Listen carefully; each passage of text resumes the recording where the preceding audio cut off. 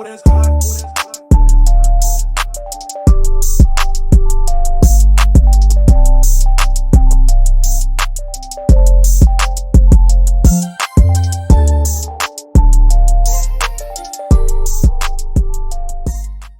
a special guest.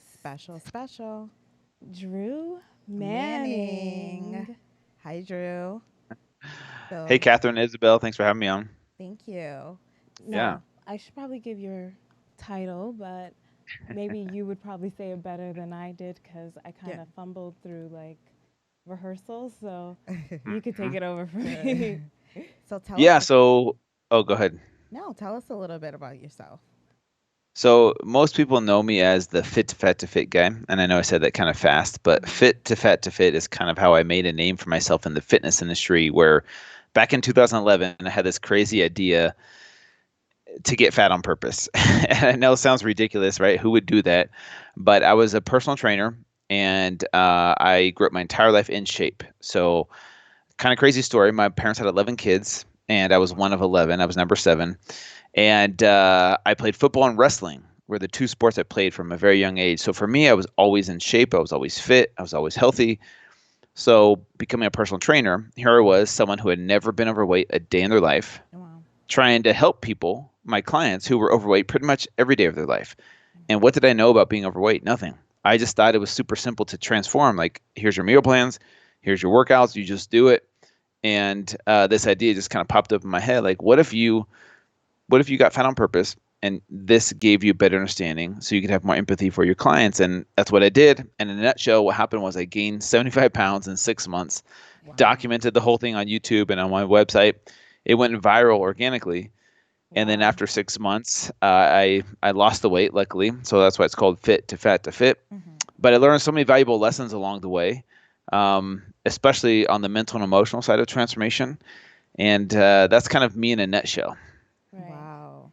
That's an amazing story. That's pretty cool, because the fact that you got fat on purpose, just to get the understanding of what your clients will feel like. You know, I know like secondhand how you feel, how it's going to feel. A lot of people who are overweight don't have the determination to keep going. So for you to do it, all that in 6 months, and then lose it again in 6 months, that's pretty like impressive. Right.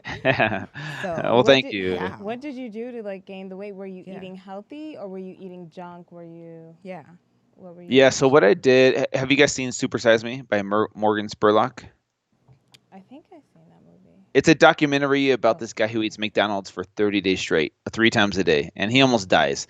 And so it's a very popular documentary about how unhealthy fast food is. What I did was I wanted to focus on everyday typical American foods that a lot of us grew up with. You know, I'm 39, so I grew up in the 80s. So all these highly processed foods that are full of sugar, they taste really good, they're addictive, they're convenient, and they're actually really cheap and affordable compared to Whole Foods. Right. So those are the types of foods that I ate. You know, things like Cinnamon Toast Crunch and Captain Crunch and Mountain Dew and all types of sodas and, you know, Hot Pockets and Top Ramen and SpaghettiOs and mac and cheese and all these foods that we have here in America that are super processed. They're super cheap and affordable. Right. I'm not gonna lie, they taste really good. Yeah. They taste really good. And I stopped exercising as well. So no exercise for the 6 months. Wow. So you just ate that and were you like a couch potato? Were you active? Were you watching TV too while you were chewing some fast food? Did you not think you were gonna get like health problems from doing that? Yeah. Good questions. No, I had a doctor monitor me throughout this whole process just to make sure I wasn't going to die. I did have, you know, I was married at the time. I had 2 kids, and so I wasn't active, but I did have to help out around the house. You know, I was taking care of a 2-year-old and a newborn baby, and but no exercise. No, you know, I wasn't squatting or doing push-ups or bench pressing or anything like that. It was just, you know, take care of my kids, which can be exercise, but nothing like extreme. And sitting on the couch watching Biggest Loser, eating ice cream and cookies and, you know, cakes and donuts and crackers and cookies and all kinds of stuff. It was delicious. I'm not going to lie. It was fun for it was fun for the first month. I'm not going to lie. It was fun for the first month. And then here's what happens is as I started to gain the weight, and I became more lethargic, and it started affecting my sleep, and which affected my hormones, which affected my personality, my energy levels throughout the day, and it became way more of a mental and emotional journey than it was physical. So physically, I knew I was going to get the man boobs, the big butt, the big gut, like the love handles. I knew that was going to got all of happen. that? Did you end up getting stretch marks? Good question. I did get some, and it's so funny because it didn't happen until my very last week of my Fit to Fat journey. Because I was only expecting to gain 50 or 60 pounds, and I ended up gaining 75 pounds, and I did get a little bit of stretch marks on my love handles. But at the end of the day, I knew what I was getting myself into. Right. I knew the risks going into it. So like, what do you think was like the biggest like realization that you had when you had to get in shape again, that maybe somebody who's not in shape ever goes through when they start working out?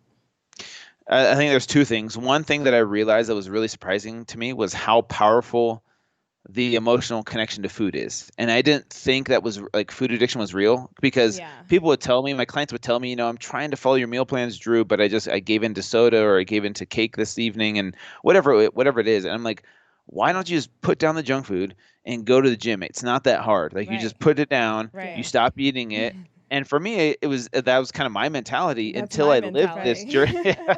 I'm that person who's like rude about it. I'm like, why Just don't do you it. just do it? Like, Just I do don't it. know, just do it. It's more so, I think it's more of a mindset. It's like, because once you get there, it's like, wow, why didn't I do that the other time when I didn't want to come, So it's really... like that for me with everything, though, because I feel like I always like don't feel like doing something, but then I do it anyways, and I'm like, all right, whatever. I did it.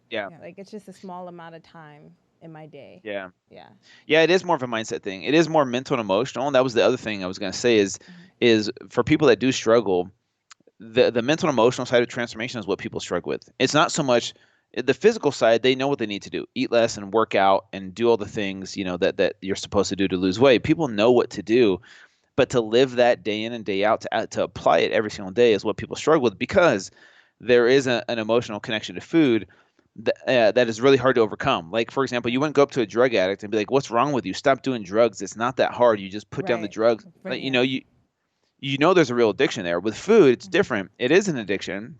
I think so. Because they're covering up some type of pain. Right. Yeah. But food is legal, and we need it to survive, and it's everywhere, and everyone eats it, and not everyone becomes addicted to it. And so it's harder, in my opinion, for food addiction, because of how much it's in your face every single day. Yeah. And so that's what I learned from this journey is it's more so a mental and emotional battle than it is just physical. Yeah. I think so too. Is that the reason why you made the complete keto? That's a book?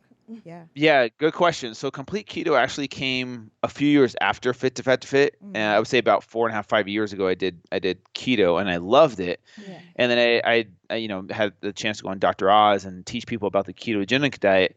And so I wrote my book Complete Keto to help people use keto as a tool. I really think every diet is a tool in your tool belt. So so we have lots of diets that can work for some people, and they're all tools. So feel free to pick from those tools and choose which one works best for you. And so keto is a great tool. I love the way keto works for me and my clients, because they get to eat foods that taste delicious, because you're eating high fat foods on the ketogenic diet versus most diet foods are low fat and they don't taste very good, and high fat foods like bacon, cheese, steak, and eggs, like those foods taste really good, and you can eat those foods and still lose weight and lose fat on a ketogenic diet eating those foods. Wow. So I like eating food is very difficult, like because we're vegans. Yeah. So we are We've on a been more of vegan a for plant-based eaters. 5 years now. Yeah.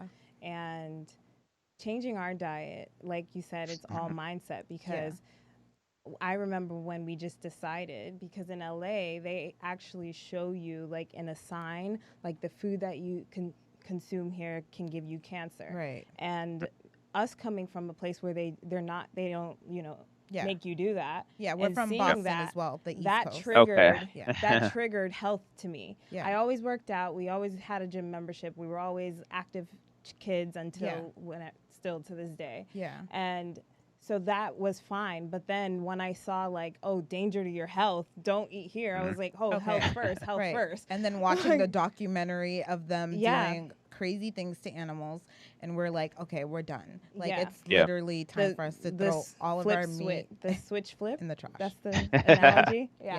Flip the switch. Yeah, that one exactly. And so like for like us, it's kind of like like we get what you're saying and you know all of that. But what about somebody who isn't like, it's not flipping the switch for them, like somebody who's just like they just feel addicted to it, where they're like, I don't want to work out, I don't want to do this, like no, it's like they want to find the fastest route to losing weight without having to change everything. I feel like America is addicted to the diet mentality. That's what I call it, the diet mentality. And that is we're addicted to the fastest way to lose the most amount of weight in the shortest amount of time with the least amount of effort. Right. And that's what America wants. We want the magic pill. Like, hey, just give me the pill to take to give me that body. I don't have to work for it. Yeah, and that's what we're addicted to. And it's really, really hard to change someone's mindset. But the problem is that we all know, I think we all have come to a conclusion that there is no magic pill. Mm-hmm. There is no easy way to do it. It's going to be hard work. Right. And when it comes to someone that is like stuck and feels like they're stuck in their position, in my opinion, I think it has a lot to do with self-worth, and it has a lot to do with these emotional issues that people have. And I think that it stems from trauma or pain that people cover up, and they use food as a drug to kind of numb that pain, just like people use alcohol or drugs or other substances to numb that pain. People use food to numb that pain, but they don't realize that connection yet. Right. So how do you fix that? I wish it were as simple as just taking a pill. I think it has to do with self-awareness, building the self-awareness of that individual so that 100%. They realize what are their triggers, why are they consuming these foods that they know they shouldn't be eating. Right. And if they really dig deep enough and really are honest with themselves, it probably has something to do with some type of child or childhood trauma that hasn't been, or pain that hasn't been healed yet. Mm-hmm. And so what they do is they subconsciously numb themselves with some type of food. And it's building that self-awareness. And how do you build self-awareness? Well, there's a lot of ways to do it. Sometimes you can do it through religion. Sometimes you can do it through meditation and prayer and things like that really helps you just sit down, 100%. Reflect, and be present in the moment instead of constantly being bombarded with notifications on your phone or TV screens or your computer. There's so much stimulus in our society. Mm-hmm. It's really about sitting with yourself and being quiet and finding out, okay, what are my demons? What do I struggle with? How can I overcome them? And it takes a while. I'm not gonna lie. It took me a good, I would say, 35 years to realize, okay, I know what my issues are. I know how to overcome them. Mm-hmm. So it's not as simple as just like, hey, just take this supplement and you'll be skinny and all your problems will go away. And we've seen that. Like we've seen movies like Nutty Professor, which is a really funny one. Yeah, but like we think once I get this body, then all my problems will go away. Right. Same thing like money. Once you get this money, everything's gonna be fine. And it's like, no, here comes more problems. Right. Here comes like more, because I mean, like you said, all of what you said. We preach this every Sunday. So I love that you put it in that aspect of health, and like you got to understand that this goes deep. It's not only from that stem on that level of just your health. Like you got to fix every single part of you, just because physical. Losing weight, like you'll lose weight and then you'll gain it right back, right, Drew? Because of not knowing. Because they're going back to that same habit that they didn't clean out during that time of their transformation. So, and it's so true. And I think once we realize that these outside sources of happiness don't really bring us happiness, then it's like, okay, you have to look within, and you are the source of your happiness, and you get to choose whether or not you're happy. It's not these things that are going to bring you happiness. It comes from within. Mm-hmm. And like I said, it has to do with self-worth and loving yourself. Right. And a lot of people operate out of a place of self-hate because society and our culture teaches 100%. That. And when you hate yourself, you tend to do failure-like things, or you tend to self-sabotage a lot more. Mm-hmm. I see. And the problem with that is so many people grow up critical of themselves because at some point we've bought into this myth that we are our bodies. Like we think our identity, our self-image is our body image. When in reality, we have more to offer this world than what our physical body looks like. Like your physical body isn't all of you. It's a part of you. Right. And I think it's hard for people to realize that and take a step back and realize, okay, my body doesn't define me. It's not my identity, but we grow up with our bodies as our identity. And so it's hard to break free from that. Yeah, it's true. 100%. I want to take this on another end of this, but because I know you have children. Yeah. You have 2 girls? Or yeah, okay. 2 girls, 2 little girls, 9 and 11 almost. Wow. So what do you think is like the best diet? Because I know Kat, she has a 12 turning 13-year-old. Yeah. What do you think is, and she's a vegetarian, and what do you think is the best diet for like kids, especially that's a good one. The time that we're in now where food is like processed, and I feel as though kids can pretty much, they'll eat whatever you kind of give them to eat. Yeah. If they have no options, they're not really able to buy anything. Yeah. Yeah. They have to use your money. Yeah. So I always tell my friends, I'm like, oh, you got a kid? Make them vegan now. They'll be fine. They'll be the most healthiest kid or whatever. Yeah. Or because I, preach that talk. I don't know if you're okay with that. But what do you think is the best diet for... That's a good question. In my opinion, so like I said, I'm a big fan of keto, but I don't make my girls eat keto. Right. And as a parent, for me personally, if I could get my kids to eat real food, that's for me, that's the biggest thing. Yeah. That's like the most important thing is eat real food. Yeah. Right. I don't care if you're keto, vegan, vegetarian. If your kid's eating processed foods like processed keto food and processed vegetarian or processed vegan, that doesn't necessarily mean it's a healthier diet for them. No. I think if we get kids eating just real food again, instead of like chicken wing nuggets and mac and cheese every single night, it's like, let's get them eating real food. So for me, with my girls, what I try and do is provide a balance for them. Like they see the foods that I eat and I make the same foods for them, but I'll add in a wide variety of fruits and vegetables for them. Nice. So that they're not just eating, just the meat, or they're not just eating just the rice. Right. They're getting a wide variety of food, and like the older they get, they're around more junk food nowadays because they go to a friend's house or they go to school, and like there's all kinds of junk food all the time, and so I can't control them from never touching that food. They're gonna touch it eventually. Right. Yeah. But when they're with me, and if I can control 90% of the food they eat when they're with me, and I teach them why I'm eeating this food, why we eat these foods. Perfect. Then I feel like I'm doing them a service, so that one day when they're 18 and they go to college, like they will hopefully remember those things that I taught them, versus just going off and just eating junk food all the time. But I don't know. It's really hard. Being a parent is really hard because like you have these things like, I want to force you to eat this. Right. I want to force you because I know it's better for you. Right. But then by forcing them, you kind of do them a disservice. Right. Okay. Yeah. Does that make sense? It's true because they have their own personality and you can't control that, and they know what they want. Even if you're like, they're going to figure out a way to throw that nasty food that you just gave them in the trash. I did that as a child. I used to go to a babysitter and she used to make me eat like chicken feet. Because we're like, oh my god, yes, wow. And the soup, it was like the soup, and it was like in the soup, and it's like I don't even want to eat the soup because like I don't even want to eat nothing that has like toenail. Like I'm not doing that.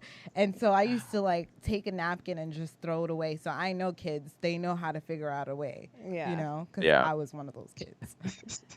Disgusting, I know. And I think to all the parents out there listening, like. Yeah. Just realize you're doing the best you can. Yeah. Like if you are putting an effort to really try and feed your kid healthy food and real food, then just like, and maybe they're not eating, or maybe they're sneaking candy in. Like you can't control everything. Like just let go of the control. Try to control the controllables and talk to your kids. Like have conversations instead of just forcing them. Just be present with them and talk about why it's important to eat these foods. But don't make it about weight. That's the biggest thing I've learned, especially with little girls. Like, do not make it about weight. Do not make it about their body at all. Yeah. For me, that's a huge no-no. Right. Okay. That's actually great advice. Thank you for saying that. Because a lot of us grow up in the culture where they don't have no respect. They'll tell you. Yeah, your mother will tell you that. Your Your aunt, your cousin was like, you gained some weight. Yeah. Like, what happened? Yeah. So, well, in my culture, they do that. because we're Caribbean. So hard. Yeah. So they're just so they're like open straight to with the their point. point. Yeah. They're like, you don't look good, you don't look cute, and you need to change.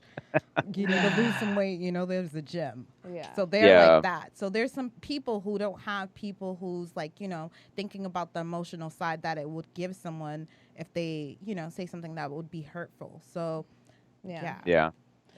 It's hard, and it's a cultural thing too. You know, I come from a Polynesian culture, and I'm part Hawaiian on my dad's side, and so it is hard to go against culture sometimes and realize. Yeah, exactly. Yeah, nice shirt though. Yeah, thank you.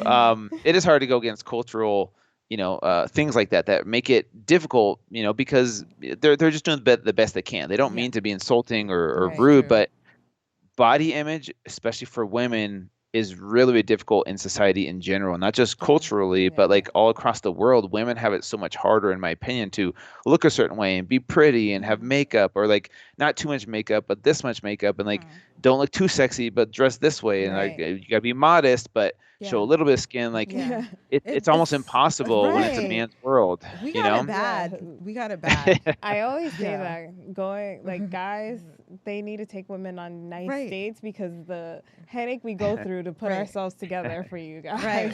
So, question, since you're talking about dating. Sure. So are you dating right now? Dang. Yeah, I do. Good question. This is a good transition there. So I've been divorced for 5 years now, 5 years, and this is I do have a girlfriend. This is the first relationship I've been in since my divorce. Nice. So I've dated. Wow. Yeah, for 5 years. I've dated casually, but never been in a relationship until now. Perfect. So yeah. So are you taking her on night dates because of women going through all these problems? Yes, I am. Yes, I try and make her feel special. That's important. And it's a little bit harder with. I was gonna say, is she into health and fitness the same as you, or are you like also? She's like, oh, this guy. Yeah, more health stuff. I want to eat what I want. She's a yoga instructor, and so she is into health. Nice. Probably not as extreme as I am. Sometimes I can be extreme, but other times, when it comes to me personally, I can be strict, like disciplined and strict, and like, all right, I want to get results. Yeah. Other times I'm pretty relaxed, and I have a good balance now since I've done FIT2FAT2FIT. I'm not as obsessed as I used to be. Perfect. But I can be kind of extreme at sometimes, and so she kind of brings me back to balance. Like, here, just have a bite of the cake. It's not going to kill you. That's good. Yeah. That's good to have that balance. You need that divine feminine in your life. Every man needs That's a woman true. by their side. Yeah. They can't be who they are without one. You know what? I was just talking to someone about this, how being in a relationship helps you grow so much more than when you're single. You kind of have it easy because you're in control of everything. When you're in a relationship and you have someone kind of like testing the waters or pushing the envelope a little bit and like testing those boundaries, you're like, you have to learn to be patient. You have to learn to be present and and so it's a it's like you're going to school again. Well, like he was married, so he's now going to take everything he's learned and put it in a better format because he's a master now. Are you a master? You hear that, ladies? Always go be the second wife. Yeah, be the second wife, not the first. Because it's like having a kid. When you have a kid, you're just training. You're like, I'm just starting off. I don't know what I'm doing. But then the second one gets all the good experience. Oh, that's so funny. Yeah, it's true. Because you only know. Everybody's, sorry. It's true. But you got to go through that to learn who you are and learn from your mistakes, Yeah. So, during COVID, I know that we can get back on track. Yeah. Because I know we veered off. We veered off. That's okay. That's okay. No, but back into the workouts because I know I was, really slacking. I was not taking. Me too. I was. Because I went from working out, almost every day because going to the gym is just routine, a morning routine. And then I was like, all right, well, the gym's closed, and I worked out a little bit, did some yoga, and then after a month, you're like, you know what? I guess I'm taking a break. And then I gained some weight, And then now, I mean, I needed to gain the weight kind of, because now, like, when I get back in the gym, they're already open. I have no excuse. I should be back. Right, you should be back now. But when I, then I can, like, lift weights and make it look better. But what's your advice for, like, people who just went through that kind of process? Like, they just slacked during COVID. Yeah. I think a lot of us felt that because there was a psychological toll that quarantine had on all of us. There was a huge effect. It wasn't just like, okay, there's no gym and I'm just going to sit at home all day. There was a huge, emotional component to that where people lost their jobs, they lost lots of money. They, were out of work and felt like there was no purpose. Like they didn't have their purpose. And so that can cause a lot of depression and issues like that. And so I'm not going to like get on anyone for not going to the gym when they're sitting at home all day worried about their job or worried about their income. But now that we're in this position where it's like, okay, 2 or 3, 4 months have passed now, what are we going to do with our lives? Gyms are starting to open back up. What I would recommend is there's been so much demand for at-home fitness equipment, right? Because people are like, oh, gyms are closed. I still got to get my workouts in. So body weight exercises, high intensity interval training from home, using bands, using dumbbells, using kettlebells. And for me, like if you could, now we have technology that gives you access to almost anything you want, any time of the day. It's on demand. If you want to do a workout with like my boy Sean T, you can do Insanity, or you want to do P90X, you can just download it and do it really quickly. It's right there at your fingertips. On YouTube. But the biggest thing, the biggest thing is to do it with a group of people. So I recently, for the month of July, I just did a challenge, a 31-day challenge, where we're in this group. There's a couple thousand people doing this with me, where we're all doing, we're taking cold showers every day. We're making our bed every day. We're doing a gratitude list every day. We're meditating every day, and we're doing 10,000 reps of any kind of exercise you want to do, whether it's push-ups, squats, sit-ups, lunges, or a combination of different exercises. There's a whole list of exercises, and it's just something we're doing as a community. So we have like a private Facebook group. We're motivating each other. We're posting our results. We're posting videos of us doing the workouts. People are like from all over the world are coming together, motivating other people, inspiring other people, spreading positivity. And you can use technology in a positive way like that nowadays, and that's what's so cool about it. So if you are out there and you're lacking motivation, find an online group, an online platform where you can connect with other people, join a challenge, something just to get you kickstarted into wanting to live a healthier lifestyle. That would be my recommendation. So how could someone find? Yeah, it sounds great. So how could someone, if they're, they already vibe with you right now, how could they get into what you're providing with your organization? Yeah, so if you just follow me on social media at FIT2FAT2FIT, I mean, I post a lot of it on there and links and Facebook, Twitter, Instagram, TikTok now, YouTube, all of it. Just follow me and I'll guide you. I'll hold your. Cool. I'll get you to where you need to go. Yeah. Yeah, because the way that you talk, it sounds like you know where people are coming from. You experienced a lot, and so like that inspires people to want to get on that route of like doing a challenge. And also I heard that I seen that you did 100-mile run. Yes, I did. Wow. So that was during quarantine. Oh my God. Wow. In 24 hours, 100-mile run in 24 hours. And that was because I read this book by this man called David Goggins. His book is called Can't Hurt Me. And if you haven't listened to the book or read it, it's an amazing book. He's a former Navy SEAL. He's got an amazing story. He's a very motivating guy, but he's kind of hardcore. He's like a military mindset. But anyways, after reading his book, I wanted to test the waters because I'm not a runner. I've never ran a marathon. I've never run a half marathon. And so I don't enjoy running. For me, not my favorite. I jog. Playing football, running was a punishment. Like if you miss a tackle, you got to run. Whatever it is, you made a mistake, you got to run.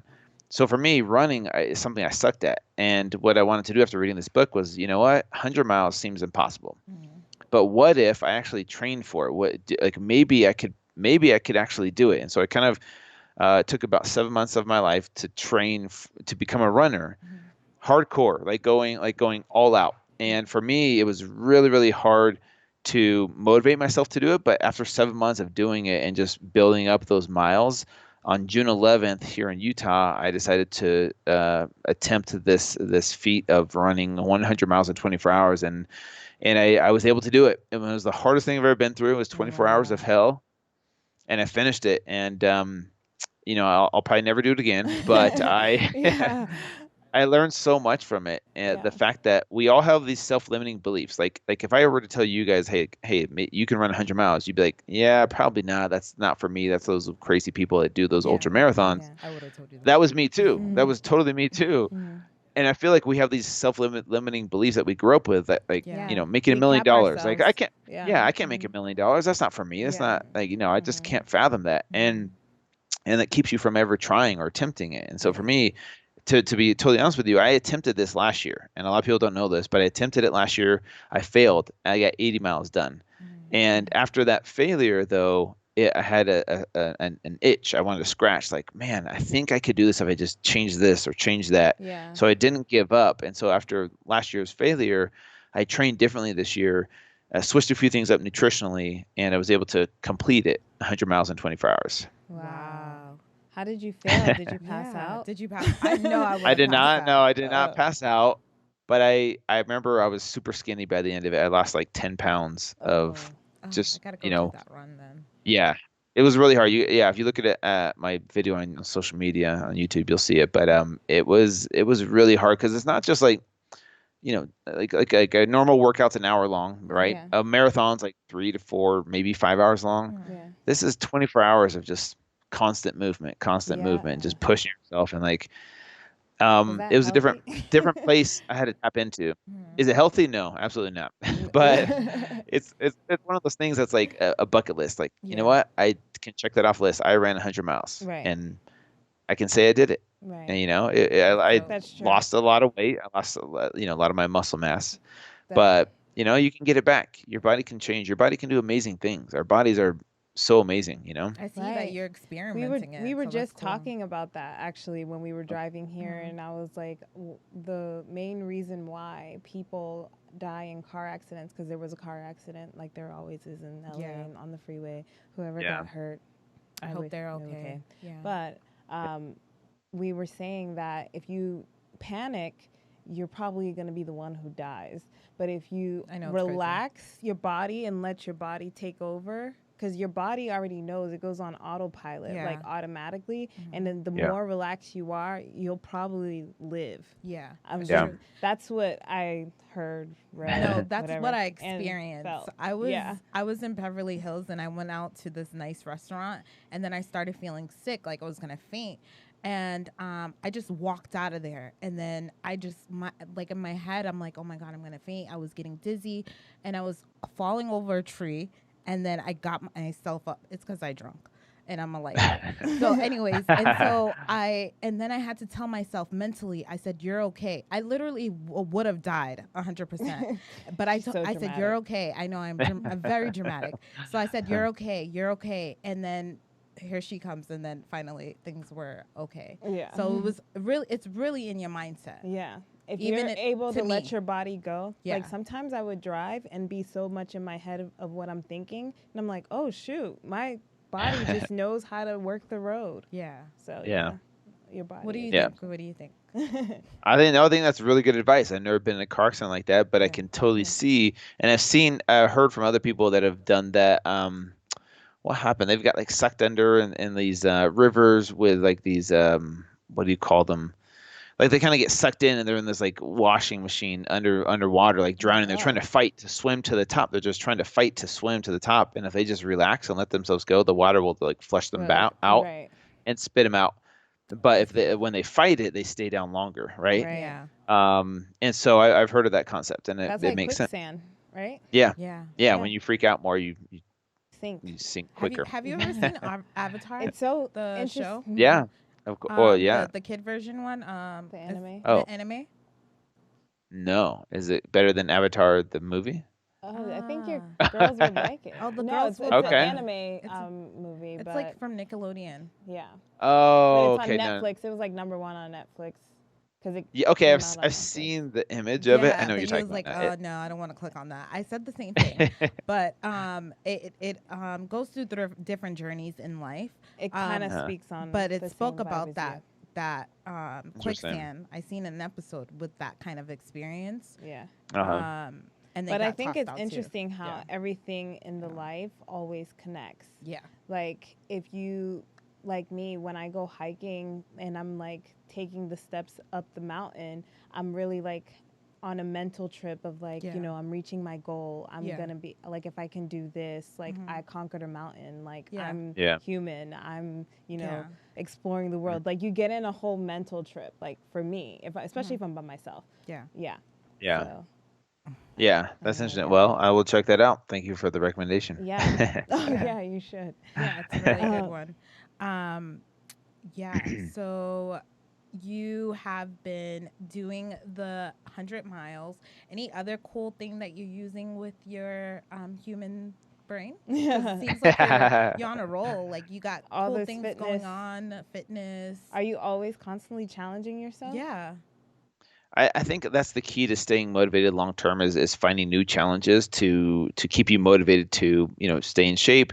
Because people ask me this all the time, like, you know, how do you find the motivation? And what happens when people work out just to look a certain way, to look good or lose weight, that motivation goes away really quickly. So if you're not training for something specific, it's really hard to stay motivated day in and day out, month after month, year after year to like hit the gym and work out really hard. Yeah. So for me, I recommend people finding challenges like this. It doesn't have to be 100 miles, but I'm talking about like whether it's a 5K, whether it's like a Spartan race or a Tough Mudder or like a CrossFit type of competition, something like that that gets you out of your comfort zone and forces you to train for it. And maybe it's something you put money down to, like you pay for the 5K, you pay for the race, you pay for the bodybuilding competition, whatever it is. Right. Putting your money down helps to keep you accountable because you don't want to lose your money. Right. And you're training really hard for it.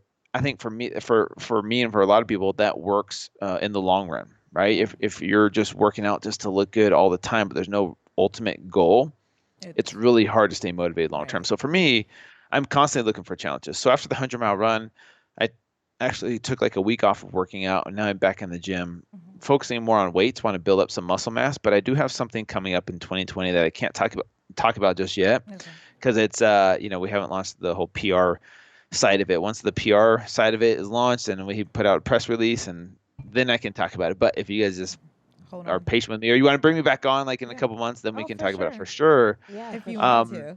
That sounds good. Yeah, no, I would love to. I would love to. It'd be awesome. But it probably will be like another month before we announce it. So, but it's gonna be huge. It's gonna be really big.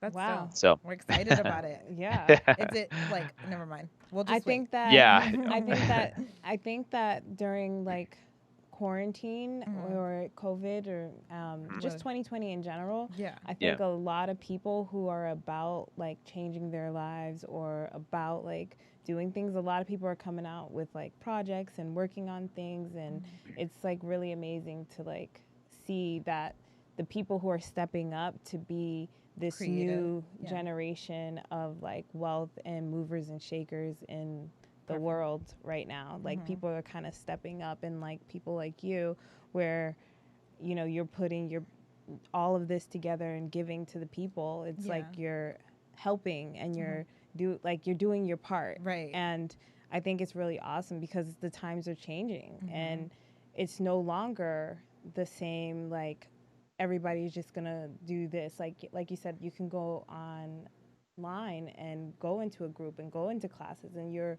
being smart enough to be like, I'm gonna like make something for people to do that. Yeah.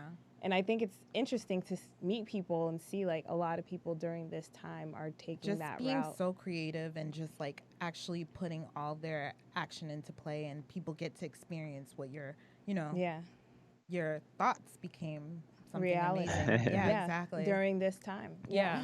Yeah. If you look back at 2008, 2009 too, the same thing happened. There was a lot of, you know, that was the last downturn in our economy, and that's where a lot of big companies like Uber and Airbnb were created during these downtimes when it forced us to get more creative. Right. And so you could either look at this time as 2020 sucks, it's the worst, my life's horrible, like all these bad things. You could look at the negative side of it, or you could look at it as a positive and say, okay, I have a lot more free time on my hands. Right. What is my passion? Like, what is my purpose in life? Like, what else can I do to serve mankind? What else can I do to give back to the people I love and to make this world a better place? The thinkers in the world are going to take this as an opportunity instead of woe is me, everything's bad, life sucks. Like and no one's going to blame you because life is hard now. But if you want to make a difference, now's the time, I think, to see this as an opportunity instead of a curse. Right. Perfect way of saying it. I know that we're almost coming into a halt. Yes. If you guys have any questions, please put them in the comments now.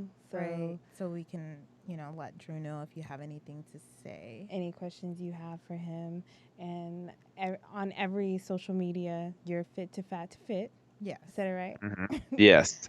Yeah, Fit #2, Fat #2, Fit. All right. So definitely check him out on that. And so what do you think, while we wait for you guys to ask some questions, because I know you guys are going to ask some questions, and we don't want to ask questions when we're about to start closing doors. So type. Get on in here.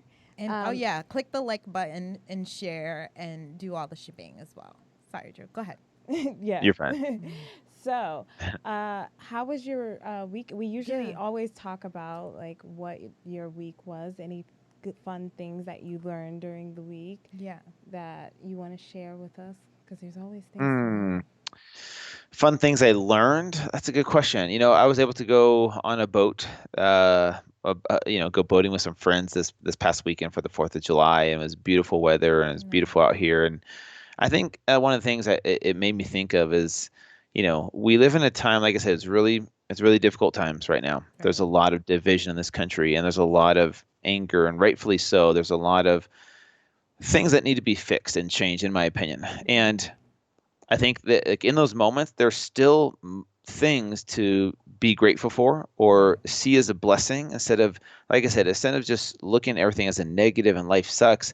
There are still amazing things right in front of our face that we can still be grateful for while we're fighting for a better cause, or while we're trying to create change, or while we're trying to make progress in this world. I think you can do both, and still see the positive, beautiful things in your life instead of always just focusing on the negative. And there's a time and place for all of it. Right. But I feel like there's moments where we can pick and choose and say, you know what, today is a great day to reflect on what I'm grateful for. Family, friends, wherever you live, there's beauty almost anywhere you live in this world. I've been all over the world. I've been blessed to travel the world. There's so much beauty everywhere you go. That's true. And I feel like you could pick and choose to see the negative, the downside of everything, or you can pick and choose to see the positive beauty of it. And that's kind of one of the things I took away from this weekend is, like, you go on social media, there's a lot of hate and anger and things that need to be fixed, in my opinion. But I think every once in a while it's good to take a step back and see the beautiful things that are there, you know? Yeah, 100%. That's what you're doing, because she's actually not even on social media. Yeah, I've been off really? social media Awesome. since January. Because probably a good thing. Right. It's been a great thing. Actually, life has been excelling since then, which is But what I learned the most from doing that, because I would always take breaks, but what I learned the most was that we take a lot of time. Like, if you go to a restaurant, you're trying to take the perfect photo of your food. You're trying to take the perfect photo. And it's just like, are you really enjoying the food? Are you really enjoying the experience? Are you really enjoying the person in front of you? And then when I put the phone away, just being around other people who didn't have social media and I was interacting, and I'm like, this is almost freeing. I feel like, I like the exclusivity that I have. It's like, can't find me online. I'm like, well, they can on Facebook. On if you guys are watching podcast. Podcast. But I definitely always recommend for people to take a break on social media. Always fast. 100%. Yeah. I What agree. about Take a fasting? fast. Because Oh we yeah. actually Mhm. done, we kind of do it every year, like a Yeah. 3-day water fast. What is your suggesting, even on like, what is it? Intermittent. Yeah. Intermittent fasting? Yeah, yeah, intermittent fasting. So I'm a Yeah. huge fan of fasting. Ever since I got into keto, I'm a huge fan of fasting. And let me just say this because I know you guys are vegans, Mhm. and I didn't get a chance to respond to that. But Yeah. I see every diet. Mhm. Here's the thing: I see every diet as a tool in our tool belts, Okay. Right. and what works for some people might not work for other people. That's And true. so I almost see some people becoming religious or dogmatic about their diet as if it's a religion, when in reality it's just a way of eating, right? Right. And there's so many amazing transformation stories within each diet that I know of because I'm friends with pretty much everyone. Yeah. There's amazing transformation stories in all of them. I think the common theme among all of them is people making a change that makes them feel good about themselves. There's something that happened, and if you just focus on real food, Yeah. I feel like you're going to see some positive changes in your life. 100%. But everything is a tool in our tool belt, fasting included. So here's my opinion on fasting. Fasting, there's a reason it's practiced by every major religion. There's a spiritual aspect to fasting, but there's also mental and emotional and physical benefits to fasting, like anti-aging and anti-cancer and longevity and cell regeneration. There's all these amazing benefits to fasting. Our society, we're blessed to live in a first world country, most of us listening, Yeah. to always have access to food, right? You could go to the restaurant, you could go to the grocery store, you could go, download Uber Eats and food shows up at your door. Right. Anytime you want food, you can have it. Mhm. To take a break from food is a great way to sacrifice a small, just for 1 day or 2 days or 3 days or whatever it is, to take a break from that and give your body a break from digesting food. Right. The constant overfeeding is what I think our nation has an issue with, Mhm. because we get hungry and we're like, oh, I better eat more food. And I've been Right. taught to eat 3 meals a day, and my parents have taught me to eat everything on my plate, Mhm. And Right. Yeah. so It's true. it's Yeah. really hard to break free from that. And Mhm. fasting is a great way to kind of get more in tune with your body, more in tune with your spirit, to really connect with yourself on a different level. Because we mindlessly eat all the time, right? We're eating Right. food in front of the TV while we're on our phones, and we're not mindfully eating. And so fasting is a great way to just take a break for a second and realize that we're not going to die. Right. Okay, we're going to be able to eat again, and whenever you want to. It's not like we're in a famine. It's not like there's no food Right. available. It's great. It's a great reset. It's a great detox, in my opinion. So I'll do one long fast a year, usually like, between 4 and 7 days. Mhm. Seven's the longest I've ever done. Mhm. But intermittent fasting is something I practice almost daily. Oh, wow. Sometimes I'll take a break from it, but basically I'll skip breakfast, eat lunch and dinner, and that's kind of like my go-to thing. Yeah. But sometimes I'll have breakfast with my girls. We'll eat pancakes or whatever. Like, I'm not too strict about it anymore, but I do like the way I feel when I fast. I really do. My brain feels sharp, my digestion's better, and like I said, Same. it's a reset. Same. That's perfect. And we have a question from Okay. Karen. She asks, What, in your opinion, is the worst thing to sabotage your fitness journey? Food. Oh, what's the worst thing Yeah. to sabotage your fitness journey? Yeah. Um, well, that's a good question. I think a lot of it has to do with our own self-sabotage. Yeah. Sometimes we are our own worst critic, and what happens, I see so many times, is people beat themselves up because they think it's all or nothing. Like, I'm never touching sugar again, I'm never drinking again, I'm never eating carbs again, whatever it is. Right. And people go hardcore, and then they make one mistake, or they eat something else. And the problem that I see is people label food as good and bad. And when you label food as good and bad, then you associate bad food with you are bad when you eat bad food. Right. So if you eat bad food, then you're like, I'm a bad person because I ate bad food. And so getting rid of that mindset, first of all, of good food versus bad food. Food is just food. There's good and bad consequences to food, but Right. I wouldn't consider good and bad food. In my opinion, there's good and bad consequences to the food. But what the biggest thing that I see is the self sabotage, and like I mentioned earlier in this podcast, is operating out of a place of self-love versus self-hate. Mm. When you're operating a place of self-love, you want to treat yourself better. You want to make yourself feel good all the time. Right. And so you're going to eat healthier foods, you're going to exercise properly, and you're going to sleep better, and you're going to manage your stress levels by meditating and praying and going out in nature and all these tools that we Right. have available. Mm-hmm. Um, and when we operate at a place of self hate, that's when we're like, you know what, I am a failure. I am a screw up. I'm not good enough. I'm never going to look this good. I'm never going to look like her. I'm never going to be good enough. Right. And those negative self talk is what I think keeps people from from continuing on their fitness journey. And so that's why it's important to have a coach, an accountability partner, a support system, someone to give you some empathy, to let you know that you're worth it, to keep fighting for yourself, and give you a kick in the butt every once in a while. Like, look, I know it's hard, but you can do hard things. You can do, whatever you put your mind to, but you just got to believe you can do something hard. Let's start with something small. Let's make your bed every morning, right? Let's maybe fast, once. Let's fast for one meal. You can do it. I know it's hard. It sucks, but that's where we grow. That's where the growth is doing those hard things. Nice. Wow. I love all of that. I agree with all of that. Nicely said. Definitely. Thank you. And that was like kind of most of the questions, but like to go on with what you said, I think that is like this like facts, because like for me, sometimes it's just washing the dishes, and I'm like, if I just wash it now as I go, I don't have to look at it again. No more. I still have to do that at this age. Yeah. I'm like convincing myself to wash it after myself. And I like how you said the bed as well, because some people get up and then they just I have to fix my bed. I'm always going to fix my bed, but I've seen people just not fix their bed and just go on with their day. But it's like, and then hop right back into that bed that they, you know what I mean? It's like the hotel doesn't do it. So why are you doing it to yourself? There's housekeepers. That's a good analogy. Yeah. How did you become so like this? Is it because of sports? Like you said, like you need a coach. And I believe that too. And I think a lot of people who play sports understand that even more, because they had a coach to, encourage them and to push them. Because, sometimes for fitness wise, when I go in the gym, I didn't really have a coach, but I would have a personal trainer for like sometimes, but not like consistently.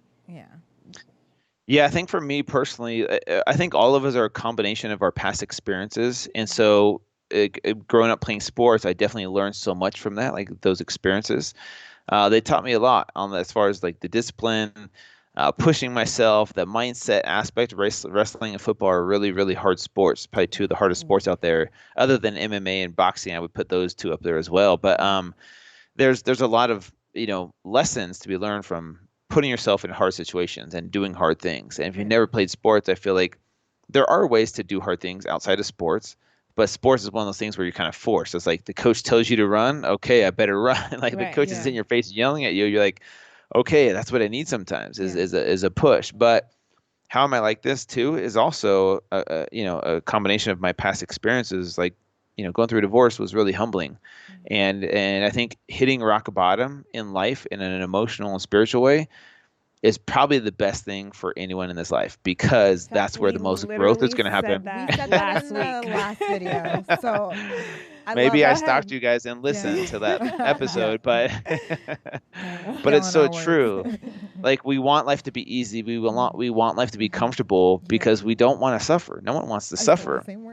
But the suffering is where we grow. And so it's like one of those things where we have to have suffering in our life, otherwise we're never going to grow. And for me, this is how I've become who I am today, where I have the balance of discipline and pushing myself, but also there's this empathetic side and this understanding side that has always kind of been there. And doing FIT2FAT2FIT really opened up my eyes to how powerful empathy is. And I think right now is one of those moments where this world needs more empathy. We don't need judgment. We don't need more hate. I think it's time to break the cycle.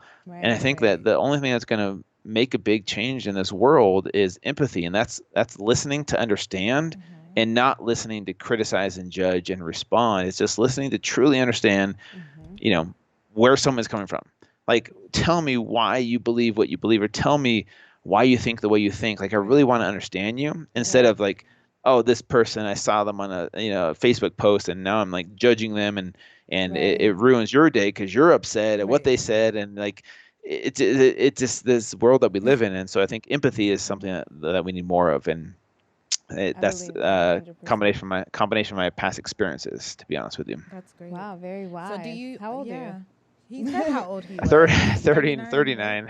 39. Oh, wow. Yeah. Guys who are I'll be 40 this 39 year. are very So you're really, smart you're now. learning. Yeah. No, but you're learning. I guess that is so the good. age when guys start like kicking Yeah. in. This is when they finally like get it. Like they Yeah. understand what life's about. Like, you know what I mean? And just Yeah. learning Yeah. each step and changing your ways and making things work. It's Yeah. perfect. Yeah. You And being a dad too. I was And gonna being a dad say too. that. That's so crazy because you said have empathy. So, like, if your kids are doing something that you don't agree with, but you will ask them why, or do you just Yeah. have like how do you handle things like that? Oh, with kids, obviously that's a little bit different. And having empathy for your kids is really hard to do because there's sometimes where you just want to correct them, right? Or Yes. listen to them. You're like, I'm the adult. Right. Yeah. I know everything. You don't know anything. Like I was born it's so before you. easy to do that, but that's where ego comes in. And there's a Yeah. really good book called Ego is the Enemy that really helped me check myself when I know it's my ego. So like when I'm yelling at them to hurry up and do this and do that and micromanaging everything, that's where the self-awareness comes in. If I have that self-awareness, I can in that moment be like, you know what? Why am I yelling at them? Oh, it's because I didn't sleep very well last night. I'm Right. stressed out at work. My finances are stressful right now, and I'm not mad at them. Mhm. I'm mad at my situation of this world and my life right now, and I'm taking it out on them. Mm-hmm. And that's where the self-awareness comes in. And I think, being empathetic is like, okay, let me just take a breath for 1 second. Let me get down on eye level with them and really ask them questions and understand where they're coming from. Because maybe they're having a bad day too. Maybe Right. their friend said something mean to them at school, or maybe, one of their toys broke or something. Right. We take it so personally. Like when someone's mad at us, like, how dare you? You don't, talk to me like that. Yeah. And that's all ego, Yeah. right? And that's, if you can learn to let go of the ego and realize the ego is the enemy, you'll be so much happier in this life. You won't have to suffer so much. And so for me with kids, it's hard. Trust me, it's really hard. Especially when you're just like, look, just do the thing I told you to do and just do it. Like, Yeah. I don't have time to explain why. And like, Right. Right. there's those moments for sure, but it's really helped me as a parent to sit down and really understand, why they're acting the way they're acting. And usually it has nothing to do with you. It has nothing, like, don't take it personally if they're Yeah. mad or rude to you. Maybe they had something that happened to them that they need to talk to you about, Yeah. Right. So Yeah, that is Wow. true. Kids are very complex. Yeah. yes. They are. I think that's, I mean, I'm not a mom, but I've been an aunt. You're an for auntie a for long like, time. a long time. And yeah, I'm Yeah. on the good side because I get somewhat more Of a information break. than you guys Yeah, do. because the aunts and uncles Yeah. and all that stuff, they get all the truth. Definitely. Yeah. So yeah, I think that we should wrap things up. Yeah. We don't want Thank to you take too guys. much of your time. And we want you to enjoy your Sunday. Yeah. Yeah. Thank you all. Oh, Really appreciate it. Thank you so Thank you. much. And honestly, it's been like great having you here and Yeah. being able to connect with Thank you. somebody that's thinking the same way that we think about about your life and how important like your health is. Yeah. And that's the most important thing on your journey. If you 'Cause have a healthy body, then you can what are you continue really gonna do? enjoying And your I life. think that's even what like millionaires and right now they're trying to live forever, so they're like trying to figure out how to make the body do whatever. So yeah, Yeah. but on all your social media, again, FIT2FAT2FIT, Yeah. Drew Yeah. Manning This is Drew Manning, with guys. the twos, guys. Yeah. If you Yeah. guys want to show him any love, go on his social media and follow him on FIT2FAT2FIT, and we'll have it all in the description box. And thank you guys for watching Nothing's Wrong podcast. We honestly had a great show, right? Yeah, I thought it was amazing. Drew was pretty dope. Pretty cool. Down to earth. Thank you guys. Yeah. And so informative. I learned a lot, and I'm so grateful that you're here. So if you guys want to follow us or like whatever, subscribe, all that good stuff, Nothing's Wrong podcast on all the social media handles. And if you want to donate to the channel, it's Cash App, $ Nothing's Wrong Pod. Anything else? Yeah, we have another special guest coming in next week as well. Oh, yeah. Hope will be in the building next week. So we'll be there 7 o'clock. Nothing's Wrong podcast. Thank you See again, guys. Drew. Thank you, Drew. See you guys. you. Catherine, Bye. Isabel, thank you guys so much. Thank See you. ya.